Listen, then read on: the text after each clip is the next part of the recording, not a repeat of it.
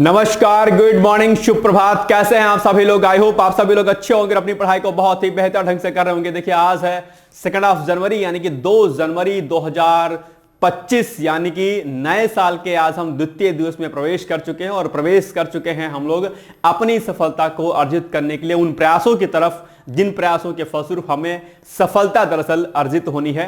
और कल का दिवस आपका कैसा रहा आप सभी लोग बताइए। मुझे लगता है कल सभी लोगों ने मौज मस्ती की होगी, खाया पिया होगा, घूमा होगा। कुछ लोग टूर पे गए होंगे, कुछ लोग बाहर गए होंगे, कुछ लोग मंदिर गए होंगे, कुछ लोग मस्जिद गुरुद्वारा गए होंगे। और सभी धर्मों के लोग अलग अलग रीति रिवाजों से कल के पर्व को जो है मनाए होंगे। पर्व ही कह लीजिए एक तरीके से अपने आप में। खैर, जो भारतीय जो नववर्ष है वो तो अलग होता है, हालांकि जब वो आएगा तो उसके लिए भी आप सभी लोग को शुभकामनाएं हैं। और वो मुझे लगता है वो साइंटिफिक भी है, लेकिन ठीक है, क्योंकि अब चल रहा है तो चलने दीजिए, कोई बात नहीं। लेकिन जैसा कि हमने कल आपसे कहा था कि 1 जनवरी से हम लोग करंट अफेयर्स को एक नए कलेवर में एक नए तरीके से पढ़ेंगे, और वो हम लोगों ने कल आपको एक डेमो दिया था। कल हमने आपसे कहा था कि कुछ इस तरीके से हम पढ़ेंगे, आपको कुछ इसी तरीके से पढ़ना है।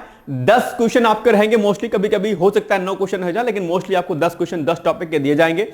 और उस सभी आपकी परीक्षा के लिए, यूपीएससी के लिए भी भाई साहब इंपॉर्टेंट रहेगा। अगर आपके टच में कोई भी अभ्यर्थी यूपीएससी वाला है, उस तक भी ये करंट अफेयर्स आप हमारा सेंड कर सकते हैं, कोई दिक्कत नहीं। बाकी वनडे एग्जाम से लेकर के अलग अलग एग्जाम जो भी आपके होते हैं, उन सभी एग्जाम्स के लिए करंट अफेयर्स हमारा क्या है, उपयोगी है। यहां पर हम लोग प्री तो पढ़ाएंगे, लेकिन साथ साथ में मेंस के प्रोस्पेक्टिव से करंट अफेयर्स में कराऊंगा, ताकि मैं आपको बताता रहूंगा कि कहां कहां पर कौन कौन सी चीजें हैं जो आपके लिए महत्वपूर्ण है, बहुत जरूरी है। तो इस पर आप लोग को विशेष फोकस कीजिएगा। वीडियो आज से आपसे रिक्वेस्ट है, एक छोटा सा रिक्वेस्ट आपसे इस नए साल पर है कि आप लोग ज्यादा से ज्यादा वीडियो को, अगर आपने एक एक दो लोग को भी शेयर कर दिया तो बहुत सारे अभ्यर्थियों तक ये वीडियो पहुंच जाएगा। क्योंकि बहुत सारे अभ्यर्थी हैं जिनको अच्छी क्लासेस नहीं मिल पाती है, समझ विकसित नहीं हो पाती, तो ऐसे अभ्यर्थी जो गांव के अंतिम पायदान पर जो बैठे हुए हैं, उन तक ये वीडियो जाना चाहिए। और आपकी रिस्पॉन्सिबिलिटी है कि कम से कम छोटा सा काम ये करें। और अगर वीडियो हमारा अच्छा लगता है तो निश्चिंत होकर के दिल खोल के लाइक भी कर सकते हैं। ये छोटा सा गुरु दक्षिणा हो गई, आप चाहे तो इसको लाइक कर दीजिएगा, ठीक है। चलिए, तो आज 2 जनवरी है और इसके पहले हम लोग एक छोटी सी सूचना आपसे कि अगर आपका लक्ष्य 2025 पीसीएस का एग्जाम है तो उसके लिए फाउंडेशन कोर्स 2025 डिकोड एग्जाम पर चलाया जा रहा है, जहां पर आपको रिकॉर्डेड वीडियो लेक्चर्स, इसके पीडीएफ फॉर्म में उसके नोट्स, बायलिंगुअल फॉर्म में, इसके अलावा जो है उसमें आपको प्री की टेस्ट सीरीज, मेंस की टेस्ट सीरीज, आपको डेली क्विज, आपका डेली आंसर राइटिंग प्रैक्टिस, आपकी पीसीएस प्री का पीवाई क्विज, मेंस का पीवाई क्विज, ठीक है, पर्सनली गाइडेंस टीचर से मेंटरशिप, बहुत कुछ यहां पर आपको दिया जाएगा। अगर आप कोर्स को ज्वाइन करते हैं, इंटरव्यू तक जाते हैं, तो आपकी सारी की सारी फीस भी वापस कर दी जाएगी। ऐसे बहुत सारे जो है फीचर्स, बहुत सारी चीजें इसमें आपको दी जाएंगी, ठीक है। तो अगर आपको ज्वाइन करना है, अगर आपको लगता है कि ये कोर्स आपके लिए बेहतर है, किसी भी जानकारी के लिए आप जो नीचे तो दिए गए नंबर है, इन पर आप कांटेक्ट कर सकते हैं। और डिटेल्स में जानकारी के लिए अगर आपको क्या कुछ करना है, कैसे करना है, पीसीएस तैयारी कैसे करनी चाहिए, कोई मन में डाउट है, कोई शंका है, कोई कुछ अगर वो है, तो उसके लिए आप गूगल फॉर्म जरूर फिल कर दीजिएगा। गूगल फॉर्म का लिंक यहां पर दिया गया है, इसको फिल कर दीजिएगा। और उसके बाद मैं आपको कॉल करूंगा या कोई अन्य टीचर करेगा, बेसिकली मैं ही करूंगा, और मुझसे आप अपनी पीसीएस की तैयारी को लेकर के, यूपीएससी की तैयारी को लेकर के डिस्कस कर सकते हैं। सर कैसे तैयारी करें, सर कैसे तैयारी नहीं करें, एडमिशन लेना चाहिए नहीं लेना चाहिए, कोई भी अगर आपको डाउट है तो आप लोग जो है गूगल फॉर्म के माध्यम से या टेलीग्राम ग्रुप पर भी मैंने नंबर मेंशन कर दिया है, कल ही मॉर्निंग में मेंशन किया है, उसके पहले भी किया, तो आप चाहें तो आप आराम से बात कर सकते हैं, या फिर इस दिए गए नंबर पर भी आप संपर्क करके आप मेरा नंबर ले सकते हैं और वहां से आप मुझसे कांटेक्ट कर सकते हैं, ठीक है। तो ये छोटी सी आपके लिए सूचना हो गई। बाकी पढ़ते रहिए, मस्त रहिए, व्यस्त रहिए। और अब हम सीधे तौर पर आते हैं आज के करंट अफेयर्स पर। और उसके पहले हमने आपसे लास्ट डे में एक क्वेश्चन पूछा था। नए जितने भी अभ्यर्थी हैं जो जुड़े हुए हैं, उनसे एक छोटी सी रिक्वेस्ट है, आप सभी लोगों को 2 कॉपी बनानी है मेरे करंट अफेयर्स के दौरान। यानी कि डेली जब आप मेरा करंट अफेयर्स पढ़िए तो एक कॉपी और पेन, 2 कॉपी और पेन साथ में लेके चलिएगा। एक कॉपी आपको रखनी है किस चीज के लिए, टास्क की, जो कि मैं आपको दैनिक रूप से दिया करूंगा कि यह टॉपिक आपके लिए इंपॉर्टेंट है, इन टॉपिक पर आपको डिस्कस करना है, यानी कि लिखना है, इस पर नोट्स बनाने हैं। और दूसरी जो कॉपी आपकी होगी वो पीसीएस या यूपीएससी मुख्य परीक्षा के पॉइंट ऑफ व्यू से होगी, जहां पर मैं आपको वीडियो के अंत में एक प्रश्न दूंगा लिखने के लिए, जो कि फ्री ऑफ कॉस्ट दिया जाएगा। उसको आप लिखिएगा, प्रैक्टिस करिएगा। वहां पर कुछ समझ में नहीं आएगा तो अगले दिन आप कमेंट कर दीजिएगा कि सर मुझे ये टॉपिक समझ में नहीं आया है, जो आपने प्रश्न दिया था, उसको मैं अगले दिन क्या करूंगा, डिस्क्राइब कर दिया करूंगा, ठीक है। तो ये बातें आपको ध्यान रखनी है। चलिए, लास्ट डे हमने पूछा था प्रश्न आपसे कि प्रोजेक्ट हाथी, जो कि आपके एग्जाम में अक्सर पूछा जाता है, कई सारे प्रोजेक्ट है, प्रोजेक्ट हाथी हो गया, प्रोजेक्ट हंगुल हो गया, प्रोजेक्ट टाइगर हो गया, ये सभी प्रोजेक्ट आपके एग्जाम में पूछे जाते हैं, यूपीएससी पीसीएस दोनों में पूछे जाते हैं, वनडे एग्जाम में ही पूछे जाते हैं। तो 1992 में प्रोजेक्ट हाथी की शुरुआत हुई थी, ठीक है। Option number A is the right answer. Now अब आते हैं हम लोग आज के पहले टॉपिक पर।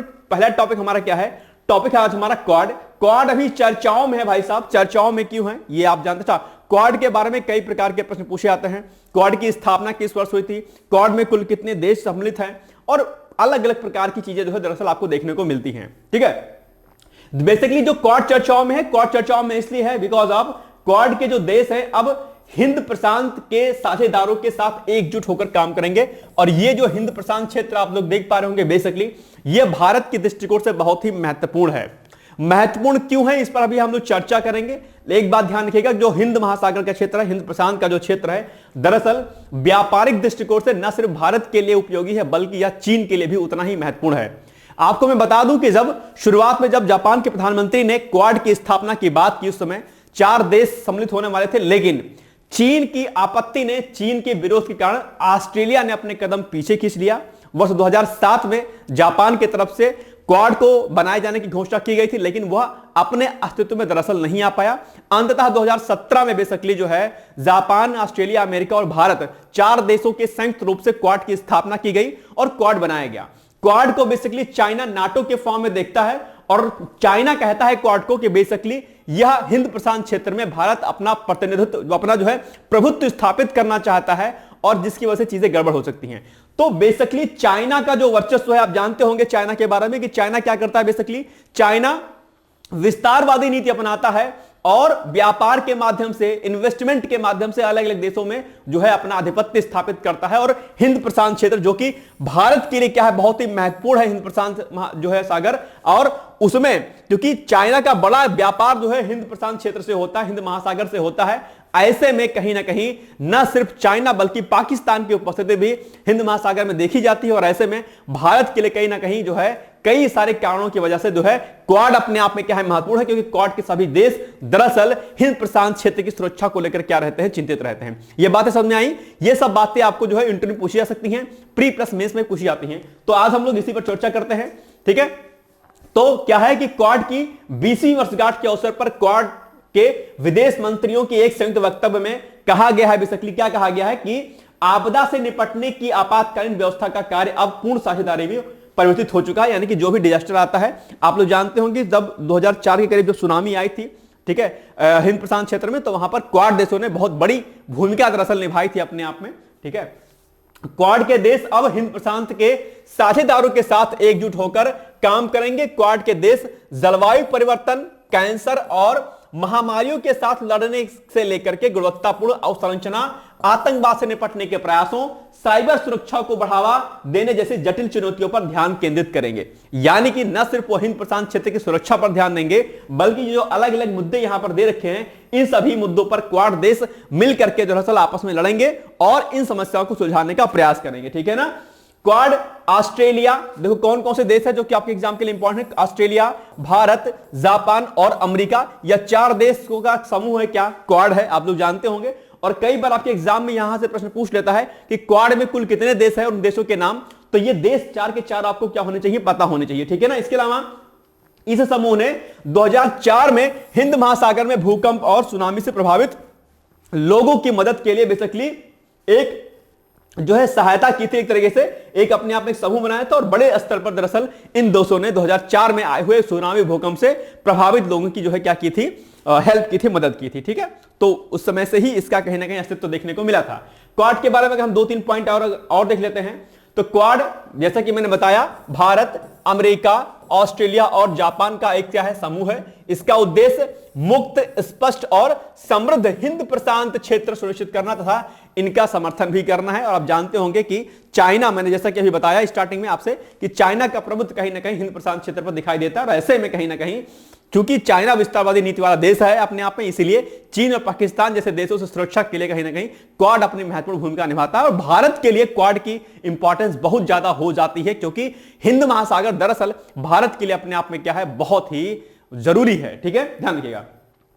क्वाड का विचार जैसा कि हमने आपको बताया कि पहली बार 2007 में जापान के प्रधानमंत्री कौन, शिंजो आबे ने रखा था। हालांकि तब इसका जो है निर्माण नहीं हो पाया और उसके बाद वर्ष 2017 में भारत, ऑस्ट्रेलिया, अमेरिका और जापान ने मिलकर के क्वाड समूह की स्थापना की। ठीक है, तो दोनों पॉइंट बेसिकली आपके लिए इंपॉर्टेंट है। इन दोनों पॉइंट्स को आपको क्या करना है, याद रखना है। ठीक है ना। चलो आगे बढ़ते हैं।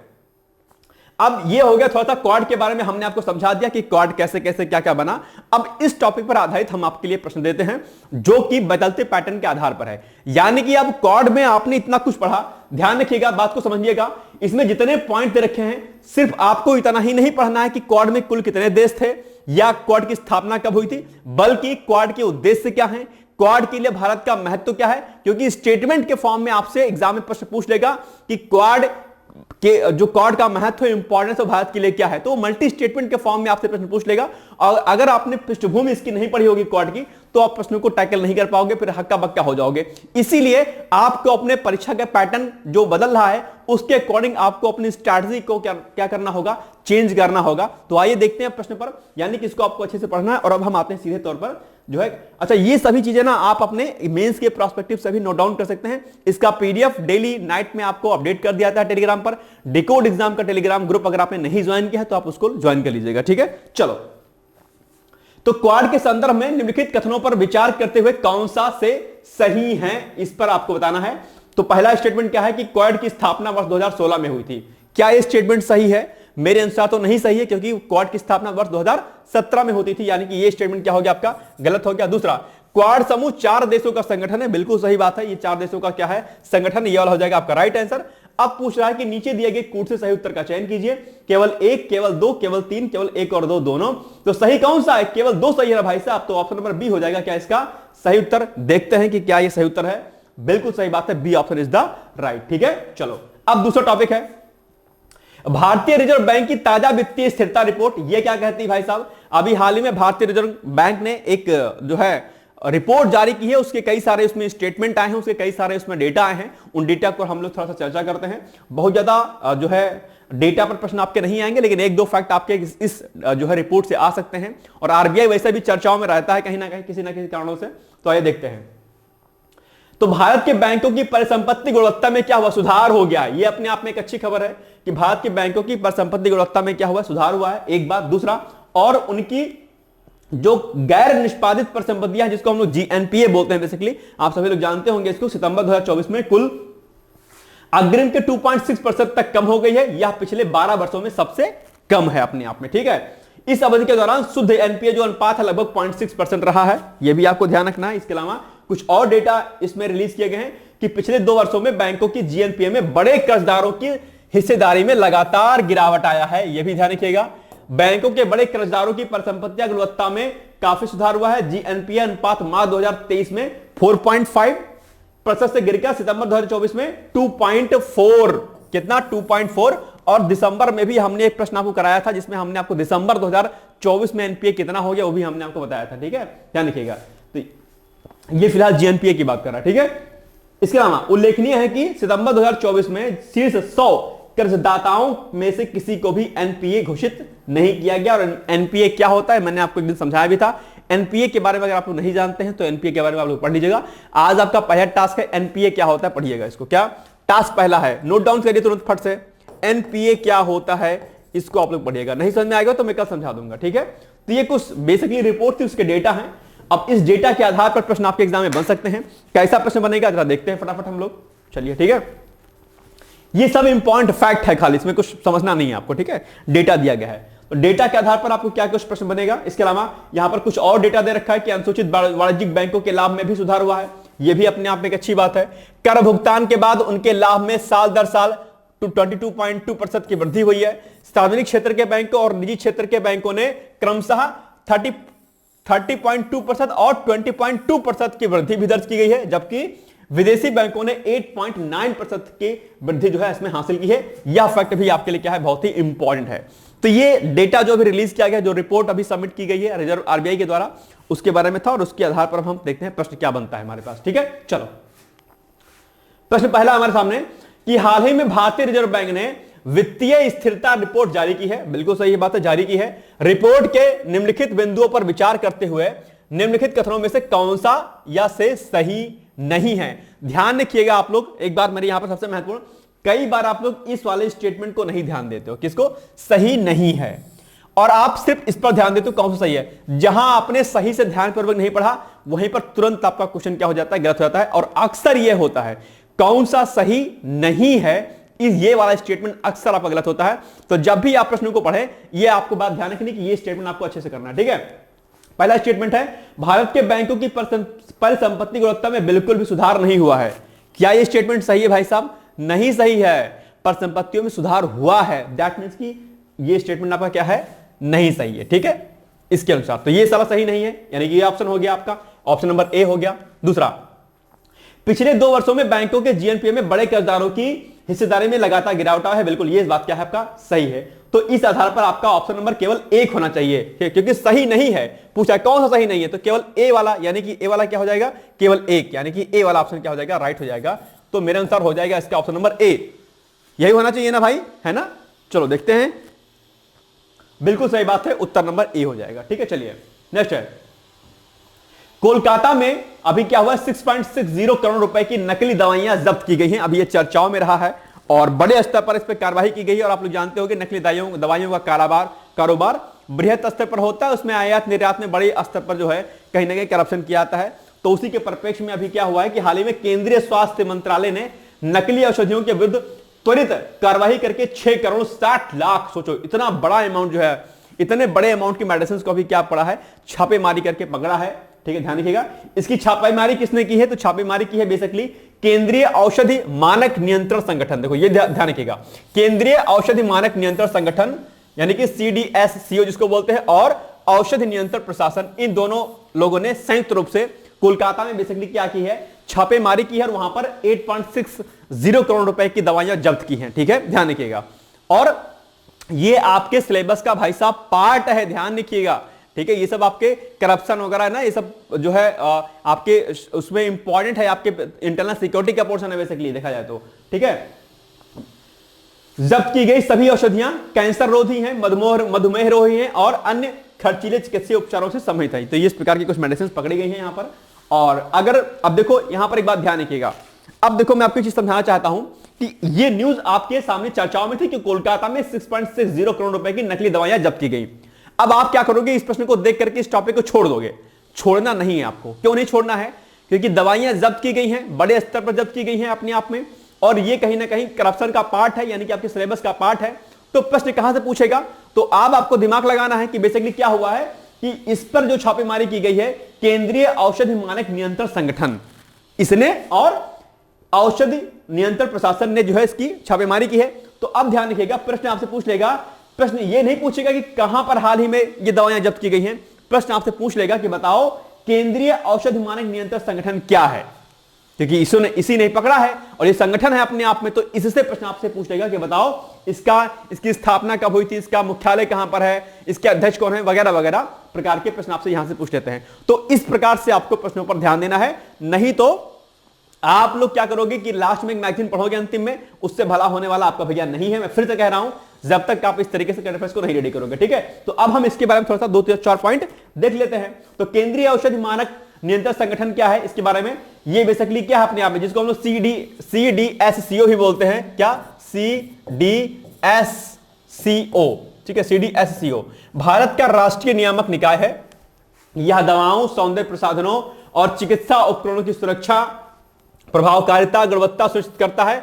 यह स्वास्थ्य एवं परिवार कल्याण मंत्रालय के स्वास्थ्य सेवा महानिदेशक के तहत जो है काम करता है, ठीक है, ये भी ध्यान रखिएगा। इसके अलावा इसमें बहुत सारे इसकी जिम्मेदारियां लिखी हुई हैं, तो इसको आप एक बार क्या करिएगा, पीडीएफ में एक बार अच्छे से पढ़ लीजिएगा। इंपॉर्टेंट फैक्ट जो इसमें ये है वो ये है कि इसका मुख्यालय बेसिकली कहां पर है? नई दिल्ली में। ये आपके लिए सबसे ज्यादा इंपॉर्टेंट है। और 6 इसके क्षेत्रीय उप कार्यालय हैं, ठीक है, और 4 उप क्षेत्रीय कार्यालय और 13 जो है बंदरगाह कार्यालय और 7 प्रयोगशालाएं इसकी जो है बेसिकली हैं। अपने आप में बड़ा संगठन है, ध्यान रखिएगा, ठीक है। चलो, और इसके अलावा इसमें जो इंपॉर्टेंट फैक्ट है वो क्या है कि जो CDSCO इसके प्रमुख कौन है? डॉक्टर वीजी सोनाकी जो है इसके क्या है? अध्यक्ष है। बाकी 2 फैक्ट इसमें और लिखे गए हैं, इन फैक्टों को भी आप लोग देख लीजिएगा। CDSCO के बारे में हम बात करते हैं, इसके CDSCO के drug controller general of India DCGI दवा और चिकित्सा उपकरणों को नियंत्रित करते हैं, ठीक है। बाकी यहां पर कई सारे पॉइंट्स और लिखे, इसको आप पढ़ लीजिएगा, ठीक है, पीडीएफ फॉर्म में। बाकी हमने फैक्ट आपको बता दिया कि अगर ये चर्चाओं में रहा है तो उसमें प्रश्न कैसे बनेंगे आपसे, कैसे आपको रेडी करने हैं, ठीक है ना। चलो, तो अब प्रश्न क्या पूछेगा आपसे इसमें से? सिंपल सा फैक्ट कि बताओ केंद्रीय औषधि मानक नियंत्रण संगठन जिसको CDSCO बोलते हैं, इसका मुख्यालय कहां स्थित है? इसका मुख्यालय स्थित है कहां पर है भैया? जल्दी बताओ। इसका मुख्यालय कहां पर है? नई दिल्ली में है, यानी कि option number B is the right answer. ठीक है ना, चले आगे बढ़े। चलो भाई साहब, बी वाला आंसर क्या हो जाएगा? सही हो जाएगा, यानी कि नई दिल्ली में है इसका। ठीक है, आगे चलो। टॉपिक 4 है आपकी चर्चाओं में, केरल के वायनाड में भी हाल ही में भूस्खलन आया है, यानी कि लैंडस्लाइड्स हुई है। आप सभी लोग जानते होंगे भूस्खलन को क्या बोलते हैं? इसको बोलते हैं बेसिकली लैंडस्लाइड्स। क्या बोलते हैं? लैंडस्लाइड्स। ठीक है, लैंडस्लाइड्स। चर्चाओं में क्यों? चर्चाओं में इसलिए क्योंकि जो केरल में अभी केरल के वायनाड में जो 30 जुलाई को, जो 30 जुलाई को जो ये भीषण जो लैंडस्लाइड हुई थी, उसको सरकार ने गंभीर प्राकृतिक आपदा के रूप में क्या किया है? घोषित कर दिया गया है। तो गंभीर प्राकृतिक आपदा के रूप में घोषित किया गया, इसलिए चर्चाओं में है। और भूस्खलन यानी कि लैंडस्लाइड्स होती है, उसको आप लोग जानते होंगे, और यहां से प्रश्न दरअसल आपके जो है पूछे जाते हैं। अब भूस्खलन चर्चाओं में है, तो ये भूस्खलन बेसिकली आपके मुख्य परीक्षा में पूछा जा सकता है, और मुख्य परीक्षा के साथ साथ में प्री परीक्षा में भी करंट के फॉर्म में आपसे प्रश्न लैंडस्लाइड से अर्थात भूस्खलन से पूछा जा सकता है। ठीक है, तो 30 जुलाई को वायनाड के चूरल माला और मुंडा काई, अब देखो ये स्थान और ये केरल। ठीक है, प्रश्न यहीं से पूछ लेगा कि कहां पर जो है ये आपदा आई हुई थी, जिसको सरकार ने जो है गंभीर राष्ट्रीय आपदा के रूप में घोषित किया है। नहीं ध्यान रहेगा तो नहीं कर पाओगे, तो स्थान याद रखना है कि केरल के चूरल माला और मुंडक्काई क्षेत्रों में। ठीक है, भारी वर्षा के कारण हुए भीषण भूस्खलन से 200 से अधिक लोगों की मृत्यु हो गई थी। इसके अलावा इसी के परिप्रेक्ष्य में बेसिकली क्या हुआ? इतने बड़े स्तर पर हानि हुई, और इसी के लिए सरकार ने क्या किया? इसको जो है गंभीर जो है प्राकृतिक आपदा के रूप में घोषित किया, जहां पर केंद्र सरकार एक बड़ी जो है उसमें क्या कहते हैं सहायता करेगी, और इसके लिए प्रियंका वाड्रा ने तारीफ भी की केंद्र सरकार की खुद किस्मत से। भूस्खलन यानी कि लैंडस्लाइड के बारे में अगर हम बात करते हैं, तो आप लोग जानते होंगे कि बेसिकली भूस्खलन यानी कि लैंडस्लाइड्स मानव गतिविधियों और बेसिकली जो प्राकृतिक गतिविधियां होती हैं, प्राकृतिक जो कारक होते हैं, वो भी रिस्पॉन्सिबल होते हैं। ठीक है, एक जो है बड़े बड़े जो पहाड़ होते हैं उसमें दरारें आ जाती है, धीरे धीरे करके खिसकने लगते हैं, टूट जाते हैं, ब्रेक हो जाते हैं, बड़े स्तर पर जो है इस पर नुकसान होता है। यानी कि भूस्खलन एक भूवैज्ञानिक घटना है, धरातली हलचलों जैसे कि पत्थर का खिसकना, गिरना, पथरीली मिट्टी का बहाव इत्यादि इसके अंतर्गत आते हैं। भूस्खलन कई प्रकार के हो सकते हैं, और इसमें चट्टान के छोटे छोटे पत्थरों के गिरने से लेकर बहुत अधिक मात्रा में चट्टान के टुकड़े, मिट्टी का बहाव शामिल हो सकता है, तथा इसका विस्तार कई किलोमीटर की दूरी तक भी हो सकता है। अगर आप पहाड़ पे जाते होंगे तो देखते होंगे ऐसे रोड बनी होती है, ये पहाड़ होते हैं, पहाड़ टूट जाते हैं, ब्रेक हो जाते हैं, फिर इस पर सीधे सीधे गिरने लगते हैं, बड़े बड़े पत्थर गिरने लगते हैं। और कभी कभी क्या होता है, बहुत बृहद स्तर पर भूस्खलन होता है, एक बड़े स्तर पर क्या होती है, हानि होती है। कई बार कई सारे गांव उसमें दब जाते हैं, पूरे गांव दब जाते हैं, पूरी मार्केट, पूरी समझ लीजिए एक बहुत बड़ा स्तर जो है, शहर जो है एक तरीके से करिए, छोटा छोटा जो कस्बा होता है वो दब जाता है। तो इस तरीके से चीजें लैंडस्लाइड्स के थ्रू होती हैं। मैन मेड और जो है नेचुरल दोनों कारणों से होता है। प्राकृतिक कारण इसके भूस्खलन के क्या है? भारी बारिश या बर्फ पिघलने से मिट्टी में पानी जमा हो जाना और वजन बढ़ जाता है। भूकंप से अगर अर्थक्वेक आएगा तो सिंपल सी बात, तभी भूस्खलन होगा कि अर्थक्वेक आएगा यानी भूकंप आएगा, तो पहाड़ क्या होंगे, पहाड़ों में दरार आएगी, दरार होने से पत्थर टूटेंगे, ब्रेक होंगे और भूस्खलन आएगा। इसके अलावा ज्वालामुखी अभिक्रिया से भी होगा। भाई सिंपल सी बात है, क्या होगा, ज्वालामुखी आएगा, बड़े स्तर पर क्या होगी, हलचल होगी। ज्वालामुखी से भी भूकंप आ जाता है, और ज्वालामुखी से बड़े बड़े लावा निकलेंगे, इससे भी कहीं ना कहीं दरारें आएंगी, जो है वो इकट्ठा होंगे लावा, और उससे भी कहीं ना कहीं एक प्रेशर पड़ेगा और अपने आप में लैंडस्लाइड हो रहा शुरू हो जाएगा। मानवीय कारकों की बात करते हैं, वनों की कटाई होती है। अगर डिफॉरेस्टेशन होता है तो क्या होगा, मिट्टी कमजोर होती है, पहाड़ कमजोर होते हैं और फिर ब्रेक करते हैं, और उसके बाद क्या होता है, बड़े स्तर पर भूस्खलन दिखाई देता है। इसके अलावा निर्माण गतिविधियां यानी कि जो आप लोग निर्माण कंस्ट्रक्शन कर रहे हैं पहाड़ों पर, उससे भी बहुत बृहद स्तर पर क्या होता है, पहाड़ कमजोर होते हैं, मिट्टियां उसकी कमजोर होती हैं, और उससे फिर क्या होता है, लैंडस्लाइड होता है, यह भी एक कारण है। इसके अलावा संवेदनशील इलाकों में अतिक्रमण, यह भी सिंपल सी बात है, जो बहुत सेंसिटिव जोन है, जहां पर कोई गतिविधि नहीं करनी चाहिए, अगर वहां पर आप जो है कंस्ट्रक्शन करते हैं तो उससे भी कहीं ना कहीं क्या होता है, लैंडस्लाइड एक बड़े स्तर पर आता है। ये सब भैया नोट कर लो, मेंस में पूछा जाता है। ये मैं क्या कह रहा हूं, इसलिए मैं कह रहा हूं कि प्री प्लस मेंस तो मैं दोनों करा रहा हूं। ये सारे पॉइंट्स आपको देखने को मिलेंगे। आपको ये एक तरीके से आपका जीएसबी यहां से क्या हो रहा है, रेडी हो रहा है, ध्यान रखिएगा, ठीक है। बाकी उत्खनन यानी कि जो भी उत्खनन होता है उससे भी कहीं ना कहीं लैंडस्लाइड आता है, ठीक है। चलो आगे बढ़ते हैं, नेक्स्ट है। तो अब हम इस पर प्रश्न देखते हैं। तो जुलाई 2024 में केरल के वायनाड में आए भूस्खलन के संदर्भ में निम्नलिखित कथनों में से कौन सा से सही है? तो पहला पॉइंट क्या है कि केंद्र सरकार के द्वारा इसे अत्यंत गंभीर प्राकृतिक आपदा घोषित किया गया है, बिल्कुल सही बात है, इसे किया गया है। दूसरा, भूस्खलन का प्रमुख कारण केवल मानव गतिविधियां हैं। क्या स्टेटमेंट सही है? नहीं, मानव गतिविधियों के साथ साथ में प्राकृतिक गतिविधियां भी क्या होती हैं, शामिल होती हैं, यानी कि यह वाला स्टेटमेंट आपका सही है। और आपसे पूछ रहा है कि कौन सा सही है, तो ये वाला सही हो जाएगा, यानी कि केवल एक सही होगा। तो केवल एक कहां पर है, ये यहां पर है, एक केवल एक है, यानी कि ए स्टेटमेंट। तो ए वाला ऑप्शन क्या हो जाएगा आपका, सही हो जाएगा। देखते हैं कि क्या ए वाला सही है, तो बिल्कुल सही बात है, ए वाला सही है। ठीक है, चलो टॉपिक नंबर 5 आपके सामने आ गया। 24वीं राष्ट्रीय वनवासी खेल प्रतियोगिता भी हाल ही में छत्तीसगढ़ के रायपुर में संपन्न हुई। अलग अलग देशों के लोग जो इसमें शामिल हुए हैं। महत्वपूर्ण बिंदु पर हम लोग चर्चा कर लेते हैं थोड़ा सा फटाफट। इस प्रतियोगिता में मुख्यतः फुटबॉल और तीरंदाजी के मुकाबले का आयोजन किया गया था। देश के 29 राज्यों और नेपाल के कुल 579 जनजातीय लड़के और लड़कियां यानी कि छात्र जो है लोग जो है इसमें शामिल हुए थे इस खेल प्रतियोगिता में। और कब से कब तक इसका आयोजन हुआ, जो कि ये आपके लिए इंपॉर्टेंट है, तो 28 से लेकर 31 दिसंबर के मध्य में इसका आयोजन हुआ। डेट या क्या करिएगा, इसको याद रख लीजिएगा। ठीक है, कई बार आपके एग्जाम में डेट पूछ लेता है तो आप लोग कंफ्यूज होते हो, तो डेट और प्लेस दोनों। और इसका आयोजन कहां पर किया गया, छत्तीसगढ़ के रायपुर में हुआ। तो रायपुर भी आपको यह करना याद रखना है, तो डेट और ये स्थान। ठीक है, और क्यों हुआ था, कौन कौन से लोग इसमें शामिल हुए, ये भी आपको ध्यान रखना है। आगे बढ़ते हैं। तो ये छोटी सी न्यूज है और इस न्यूज पर आधारित एक प्रश्न आपके सामने दिखाई दे रहा है। अब आप बताइएगा कि हाल ही में 24वीं राष्ट्रीय वनवासी खेल प्रतियोगिता छत्तीसगढ़ के रायपुर में संपन्न हुई है। इस संदर्भ में निम्नलिखित कथनों पर क्या करना है, विचार करते हुए कौन सा से सही नहीं है। देखो यहां पर नहीं है, कौन सा सही नहीं है, यह पूछा है। स्टेटमेंट क्या है कि इसका आयोजन 28 से 31 अक्टूबर 2024 के मध्य में किया गया। क्या इस स्टेटमेंट सही है, तो बिल्कुल सही है। 28 से 31 दिसंबर 2024 के मध्य में हुआ, बिल्कुल सही बात है, यह स्टेटमेंट सही है। दूसरा, इसका आयोजन भोपाल में हुआ, में 2 बार हो गया, सॉरी। इसका आयोजन क्या हुआ, भोपाल में हुआ। क्या यह स्टेटमेंट सही है भैया, नहीं सही है। इसका ये जो है कहां पर हुआ, रायपुर में हुआ है। तो यानी कि ये वाला स्टेटमेंट क्या है, रॉन्ग है। तो पूछा है कौन सा सही नहीं है, तो यही नहीं सही, यानी कि दो वाला सही नहीं है। तो कूट के देखिए, नीचे कूट के देखिए कि किसमें 2 है, तो केवल 2 यहां पर है। तो सिंपल सी बात है कि ये वाला से क्या हो जाएगा, सही हो जाएगा। तो ये वाला टिक कर दीजिए। बाकी 1 और 2 नहीं होगा, क्योंकि भैया ये तो क्या है, सही है, तो ये भी नहीं होगा, ना तो 1 ना ही 2, ये भी नहीं होगा, तो केवल 2 होगा, यानी कि option number 20 the right answer. समझ में आ गई बात, चलो ये देखो सही हो जाएगा। ठीक है, चलो आगे बढ़ो। टॉपिक 6 बहुत ही इंपॉर्टेंट, ये भी फैक्ट है आपके सामने। गणतंत्र दिवस के अवसर पर आप सभी लोग जानते होंगे कि मुख्य अतिथि के रूप में जो है अलग अलग देशों के राष्ट्राध्यक्ष इसमें शामिल होते हैं। वर्ष 2025 का जो गणतंत्र दिवस है, जो कि 76वें गणतंत्र दिवस के रूप में मनाया जाएगा।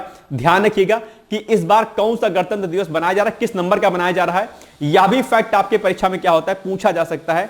तो आपको यह भी याद रखना है। तो 76वां गणतंत्र दिवस वर्ष 2025 में मनाया जाएगा। भाई साहब ध्यान रखिएगा।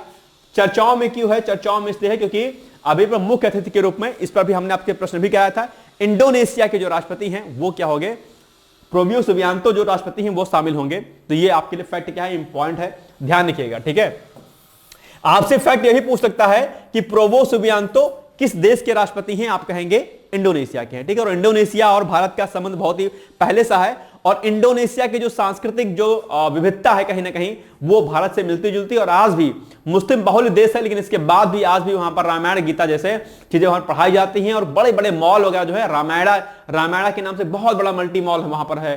ठीक है, और बहुत सारी चीजें भी आज भी वहां पर चलाई जाती है। रामायण गीता और महाभारत आज भी वहां पर पढ़ाया जाता है। और हमारे यहाँ पे तो क्या कहते हैं, सांप्रदायिकता का बवाल लग जाता है। ठीक है, वहां पर पढ़ाया जाता है भाई साहब। ठीक है, अपने आप में मुस्लिम देश होने के बाद भी पढ़ाया जाता है, क्योंकि सांस्कृतिक जो तालमेल है कहीं ना कहीं इंडोनेशिया के साथ हमारा मिलता है। और बहुत लंबे समय तक इंडोनेशिया कहीं ना कहीं आप देखेंगे एक बड़े स्तर पर, तो इंडोनेशिया हो गया, अफगानिस्तान का एरिया हो गया, सब बेसिकली हमारे पूर्व में जो है क्या कहते हैं, भारत का ही अपने आप में हिस्सा था। अखंड भारत जिसको हम लोग बोलते हैं ना, जम्बू द्वीप है ना। आपने सुना जब सत्यनारायण की जब कथा सुनते होंगे तो उसमें कहा जाता है कि भारत खंडे जम्बू द्वीप है ना, सर आर्यावर्त है, सुना होगा आपने, है ना। तो वो सब पूरा का पूरा हिस्सा था। लेकिन ठीक है, क्या ही किया जाए, जो बचा है हमारे पास वही बचा लें, वही बहुत है। ठीक है, चलिए इंडोनेशिया के बारे में अगर हम बात करते हैं तो राजधानी इसकी जकार्ता है, राष्ट्रपति प्रोबो सुबियांतो है, करेंसी यहां क्या है, रुपया है। भाई साहब ये सारे फैक्ट याद करें ना, सब पूछता है एग्जाम में। इस बार पूछा गया है राष्ट्रपति के बारे में, बताओ कितने सारे स्टूडेंट पूछे गए हैं। मैंने अपने करंट अफेयर में कितने सारे राष्ट्रपति को कराया था, आपको प्रधानमंत्री राष्ट्रपति सभी को कराया था। ठीक है, देश की जमीनी सीमा की बात करते हैं तो पपुआ न्यू गिनी, ठीक है, पूर्वी तिमोर और मलेशिया के साथ मिलती है। जबकि अन्य पड़ोसी देशों में सिंगापुर आते हैं, फिलीपींस आता है, ऑस्ट्रेलिया, और इसके अलावा भारत का अंडमान और निकोबार द्वीप समूह भी क्षेत्र इसमें शामिल है।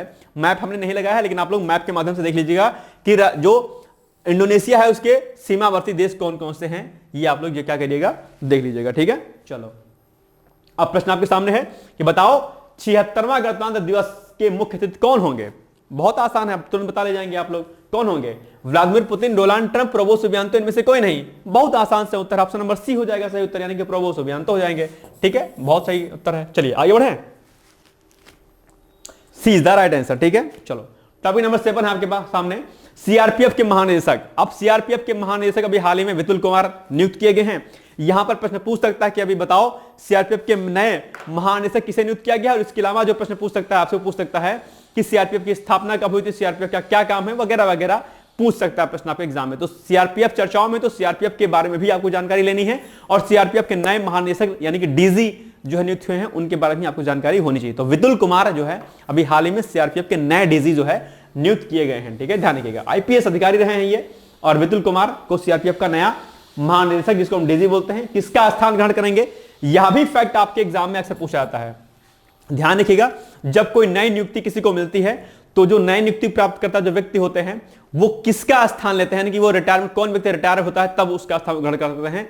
ऐसा फैक्ट भी आपके एग्जाम में अक्सर पूछा जाता है। तो ठीक है, किसका स्थान ग्रहण करेंगे, अनीश दयाल सिंह का, और ये 31 दिसंबर 2024 को इनका कार्यकाल क्या हुआ, पूरा हुआ है, और इनको जो है हट गए हैं। ठीक है, तो उसके बाद से यानी कि 1 जनवरी से ये विपुल कुमार जो है सीआरपीएफ के अध्यक्ष होंगे, महानिदेशक होंगे। इनकी नियुक्ति भारत सरकार के द्वारा की गई है। किसकी नियुक्ति, विपुल कुमार की। ठीक है, क्या देखिएगा नेक्स्ट है सीआरपीएफ के बारे में हम लोग थोड़ा सा देख लेते हैं। सीआरपीएफ की स्थापना कब हुई थी, 1939 में ब्रिटिश काल में हुई थी, और उसके पहले लार्ज क्रिमिनल्स पुलिस उसको बोला जाता था पहले। ठीक है, क्योंकि ये बेसिकली जब ब्रिटिश गवर्नमेंट था उसी समय इसकी स्थापना कर दी गई थी, और फिर 1949 में इसका नाम बदल दिया गया, और नाम बदल करके इसका क्या नाम कर दिया गया, सीआरपीएफ। ठीक है, सीआरपीएफ। आपके घरों में से मोस्टली कोई ना कोई सीआरपीएफ में जरूर होगा। ठीक है, अच्छी सेवा अपने आप में, केंद्रीय रिजर्व पुलिस बल उसको बोलते हैं बेसिकली, सीआरपीएफ। ठीक है, भारत के केंद्रीय सशस्त्र पुलिस बलों में से सबसे बड़ा है। यह भारत सरकार के गृह मंत्रालय के तहत काम करता है, यह भी बहुत इंपॉर्टेंट है। अब यही फैक्ट आपसे पूछ लेगा कि बताओ सीआरपीएफ राज्य सरकार के अंतर्गत काम करता है, नहीं, बिल्कुल नहीं। सेंट्रल रिजर्व पुलिस फोर्स इसको बोलते हैं, सेंट्रल यानी कि केंद्रीय, तो ये गृह मंत्रालय के अधीन कार्य करता है, होम मिनिस्ट्री इस पर काम करती है, ध्यान रखिएगा। ठीक है, चलिए, और इसके अलावा बेसिकली यहां पर आप कई सारे फैक्ट दिए गए हैं, आप लोग इसको देख लीजिएगा कि कानून व्यवस्था को जो है सही करना, आतंकवाद, नक्सलवाद जैसी गतिविधियों को जो है रोकना, ऐसे कई सारे गतिविधियां जो है बेसिकली इसमें क्या है, इनको रोकना इसमें शामिल है। ठीक है, चलो आगे। अब आपको बताना है, यहां पर फैक्ट आपके सामने है बड़ा अच्छा सा, कि हाल ही में केंद्रीय रिजर्व पुलिस फोर्स के महानिदेशक के रूप में किसकी नियुक्ति की गई है। बहुत आसान है। अच्छा, अब इसमें कंफ्यूज मत हो जाना आप लोग कि विपुल कुमार अनीश दयाल सिंह में, अनीश दयाल सिंह ने इस्तीफा दे दिया। इस्तीफा का मतलब क्या, इनका कार्यकाल पूरा हो गया है 31 दिसंबर को। तो विपुल कुमार सीआरपीएफ के नए अध्यक्ष, नए महानिदेशक नियुक्त हुए हैं, यानी कि ऑप्शन नंबर ए क्या हो जाएगा, सही हो जाएगा। बिल्कुल आसान सा उत्तर है। ठीक है, चलो आगे बढ़ो। टॉपिक नंबर 8 आ गया आपका, ब्लैक मून अभी चर्चाओं में है। ब्लैक मून अभी 31 दिसंबर को देखने को मिला। ब्लैक मून की घटना बेसिकली अभी 31 दिसंबर को और 30 दिसंबर को 2 दिवसों में पूरे वैश्विक स्तर पर अलग अलग देशों में अलग अलग दिनों में देखने को मिली। भारत की अगर हम बात करते हैं तो भारत में ब्लैक मून की घटना 31 दिसंबर को देखने को मिली, जिसमें क्या होता है बेसिकली चंद्रमा क्या होता है एक तरीके से, उसमें क्या होता है, अंधकार हो जाता है एक तरीके से। ठीक है, वो हिस्सा में नहीं दिखाई देता है बेसिकली। ठीक है, ब्लैक मून। ठीक है, क्या होता है, ब्लैक मून हो जाता है। जैसे कि घटना कैसे होती है, कुछ इस प्रकार से होती है, ये आपका सूरज हो गया, ये आपका चंद्रमा हो गया, ठीक, और ये आपका क्या हो गई, पृथ्वी हो गई। क्या हो गई, पृथ्वी हो गई। अब सनरेज इस पे पड़ रही है एक तरीके से, लेकिन ये वाला हिस्सा क्या हो जाएगा, क्योंकि ये पृथ्वी बीच में है, तो क्या होगा, ये वाला हिस्सा क्या होगा, इसका ब्लैक रहेगा। ये हिस्सा क्या रहेगा, इसका ब्लैक रहेगा। तो अरे यार, ये हिस्सा क्या रहेगा, इसका ब्लैक रहेगा। ठीक है भाई, सिंपल सी बात है, इस पर प्रकाश नहीं पड़ेगा तो ब्लैक रहेगा। आप यहां पर रहते हो तो यहां पर क्या रहेगा, चंद्रमा आपको पूरा का पूरा काला दिखाई देगा। अमावस्या जैसी घटना इसमें घटित होती है। ठीक है, तो ब्लैक मून की घटना ऐसे होती है, यानी कि सूर्य और पृथ्वी के बीच में चंद्रमा का आ जाना और एक पूरा का पूरा जो है स्तर नहीं दिखाई देना, यानी कि पूरी एक लंबी रात, लंबी काली रात जिसको हम बोल सकते हैं, ब्लैक मून की घटना होती है। ठीक है, ध्यान रखिएगा। चलिए, कई बार सीरियल इसमें आते हैं, भेड़िया वाले सीरियल। ठीक है, वो भेड़िया ऐसी अमावस्या के दिन एकदम पागल हो जाता है, आदमी होता है भेड़िया बन जाता है, सुना हो, देखा होगा, कई सारे सीरियल्स इस पर बने हुए हैं। ठीक है, चलिए, तो क्या लिखा हुआ यहां पर, जब चंद्रमा, क्या, जब चंद्रमा पृथ्वी और सूर्य के बीच में आ जाता है, वही मैंने बताया कि ये पृथ्वी हो गई, ये चंद्रमा हो गया, ये आपका सूरज हो गया, ये यहां पर जो है ब्लैक बन जाएगा, यहां पर इसका सनराइज नहीं पड़ेगा, तो ये पूरा हिस्सा ब्लैक हो जाएगा। ठीक है, सामान्य तौर पर ब्लैक मून की घटना कई महीनों के बाद होती है, बहुत रेयरली होता है, हमेशा नहीं होता। अमावस्या तो होता रहता है, लेकिन ब्लैक मून जो बड़ा अमावस्या होती है वो रेयरली होता है, ठीक है। यह घटना अलग अलग देशों में 30 और 31 दिसंबर को संपन्न हुई, मैंने आपको बता दिया। ब्लैक मून की घटना में आसमान में सामान्य दिनों के मुकाबले ज्यादा अंधेरा होता है, ध्यान रखिएगा, ठीक है। उस दिन बहुत काली घनी रात रहती है, एक तरीके से ब्लैक मून रहता है। भारत में घटना 31 दिसंबर को हुई। अगला ब्लैक मून कब होगा? 23 अगस्त 2025 को संभावित है, और 23 अगस्त 2025 के बाद फिर अगला ब्लैक मून शायद संभवतः 2027 में देखने को मिलेगा, ठीक है, ध्यान रखिएगा। अब ब्लैक मून के बारे में प्रश्न है आपके सामने कि ब्लैक मून के, अच्छा ब्लैक मून से एक बात याद आई कि अमावस्या, पूर्णिमा, सूर्य ग्रहण, चंद्र ग्रहण, यह भी प्रश्न आपके एग्जाम में पूछा जाता है। क्या? सूर्य ग्रहण, सूर्य ग्रहण और चंद्र ग्रहण, ये दोनों घटनाएं भैया क्या होती हैं, जरा अपनी कॉपी में इसको नोट डाउन करिएगा। अक्सर आपके यहां से प्रश्न पूछे जाते हैं, तो इसको प्लीज आप लोग क्या करिएगा, नोट डाउन कर लीजिएगा, ठीक है। चलो आगे बढ़ते हैं हम लोग। ब्लैक मून के संदर्भ में निम्नलिखित कथनों पर विचार करते हुए कौन से सही नहीं है? फिर से ध्यान रखना, कौन सा सही नहीं है, यही पूछा आपसे, ध्यान रखिएगा। तो भारत में ब्लैक मून की घटना 25 दिसंबर को घटित हुई, क्या से सही है? नहीं सही है, रॉन्ग है भैया, गलत कर दो इसको, ठीक, आगे बढ़ो। ब्लैक मून की घटना हर दूसरे महीने में होती है, नहीं, दोनों गलत स्टेटमेंट हैं। तो क्या पूछा कि कौन सा सही नहीं है? तो 1 और 2 दोनों नहीं सही है, यानी कि ऑप्शन नंबर सी क्या हो जाएगा? सही हो जाएगा, बस बात खत्म, दिमाग क्यों लगाना आपका, बस सही हो जाएगा, ठीक है। बाकी अगर आपको कोई क्वेश्चन नहीं आ रहा होगा स्टेटमेंट, तो यहां से इस ऑप्शन के माध्यम से आप थोड़ा सा एलिमिनेट कर लीजिएगा, आपको आ जाएगा, ठीक है। चलो टॉपिक नंबर 9, ओसामू सुजुकी अभी चर्चाओं में है, और अभी इनका हाल ही में क्या हो गया, निधन हो गया। सुजुकी के अध्यक्ष रह चुके थे, और उसके बाद लंबे समय के बाद उन्होंने अपने कार्य से इस्तीफा देकर के अपने बेटे को कार्यभार संभाल दिया था। लेकिन बड़ा जो है इन्होंने एक काम किया, मारुति 800, आप लोग जानते हो कि 1987 के आसपास मारुति 800 जो है मार्केट में आई, और भारत में आप लोग जानते होंगे कि ऑटोमोबाइल के क्षेत्र में, जो बाइक के क्षेत्र में सुजुकी का इतना प्रभुत्व नहीं था, लेकिन उसके अलावा मोटरसाइकिल यानी कि बाइक के क्षेत्र में भी सुजुकी ने अपना प्रभुत्व स्थापित किया 90s के टाइम में। और इसके अलावा मारुति 800 निकालने के बाद एक बहुत बड़ा क्रांतिकारी कदम जो है साबित हुआ सुजुकी के लिए, और बड़े स्तर तक, मतलब एक पहली पसंद जो कार थी। और आज भी मारुति 800 आज भी कार आप सभी लोग मोस्टली सभी घरों में आप देख सकते हैं, ठीक है। मैं भी लेने वाला हूं वैसे, ठीक है, क्योंकि सस्ती मिल जाती है, सस्ती मतलब ठीक है, चलाने में आसान है, और देखते हैं कब ले पाता हूं, बड़ा मुश्किल है वैसे तो। नए साल में प्रे करता हूं कि अगले साल तक, मतलब इस साल के अंत तक ले लूं, देखते हैं ले पाते कि नहीं ले पाते हैं। मैं शुभकामना देता हूं आप सभी लोगों की, आप लोग भी इस बार सफल हो, और आप लोग भी मारुति 800 नहीं बल्कि फॉर्च्यूनर से चलें, मेरी शुभकामना है। आप मन चाहे अपनी कार से चले, ऐसे मेरी दुआ, ऐसी मेरी प्रार्थना आप सभी लोगों को है, ठीक है। चलिए, मैं तो मारुति 800 ही ले पाऊंगा, आप लोग फॉर्च्यूनर चलिएगा।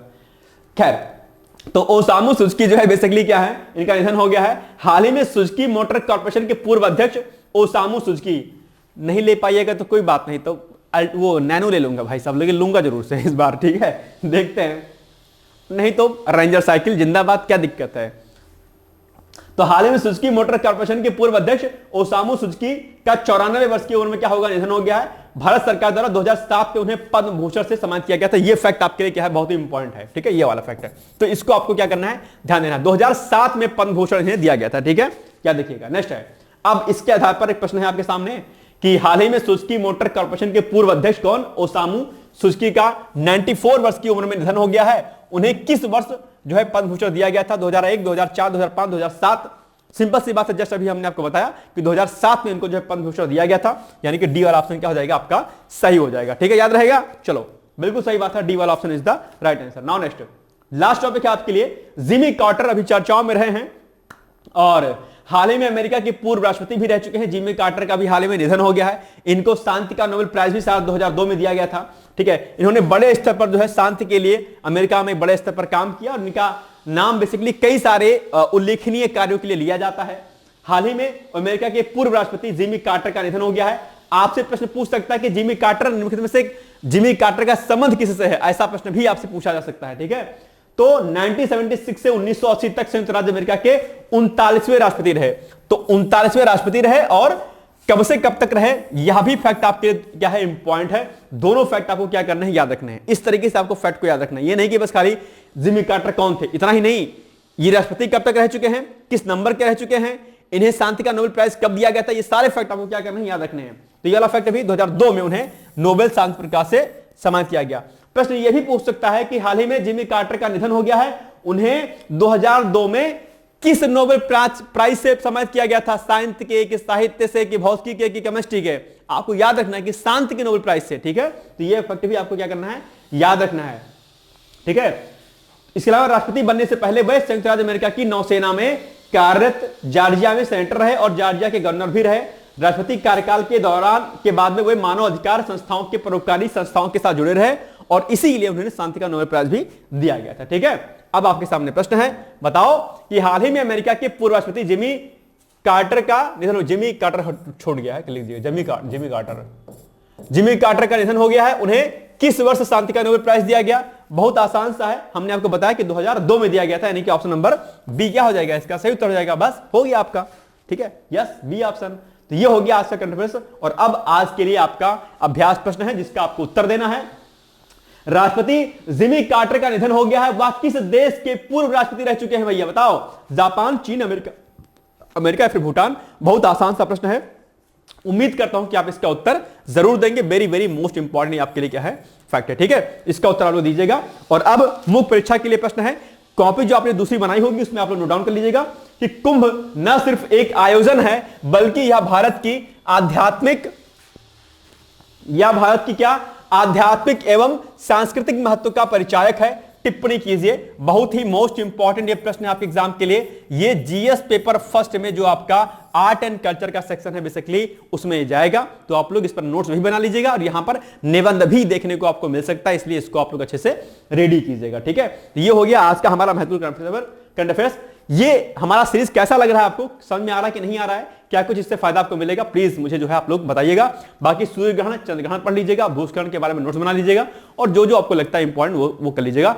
इसकी पीडीएफ डेली नाइट में 9 PM पर अपडेट हो जाती है। अगर आपने डिकोड एग्जाम का टेलीग्राम ग्रुप नहीं ज्वाइन किया तो ज्वाइन कर लीजिएगा, ठीक है? अब मिलेंगे हम लोग कल, तब तक आप लोग पढ़ते रहिए, मस्त रहिए, व्यस्त रहिए। यूपीपीसीएस की स्ट्रैटेजी वीडियो हमने बना दी है कि नए पैटर्न पर कैसे तैयारी करें, वो वीडियो भी आप लोग जरूर देख लीजिएगा, ठीक है? ऑल द बेस्ट है, thank you so much, bye bye, take care.